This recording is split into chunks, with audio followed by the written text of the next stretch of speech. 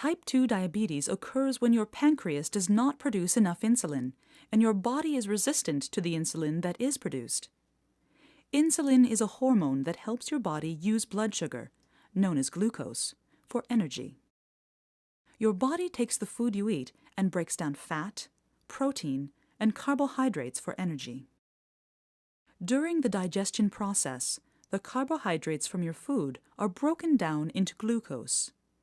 Glucose is absorbed into the bloodstream where it is carried to cells throughout your body.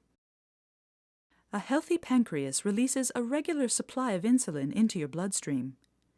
After you eat, your blood glucose levels rise, and your pancreas responds by releasing more insulin to move the glucose into your cells.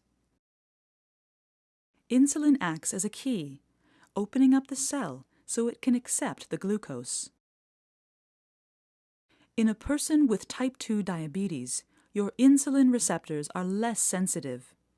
Though your pancreas continues to produce some insulin, it is not enough to meet your body's needs. When your body's cells are less responsive to insulin, it is more difficult for glucose to enter the cells and raise your blood glucose level. As a person with type 2 diabetes, it is important to monitor and maintain healthy blood glucose levels.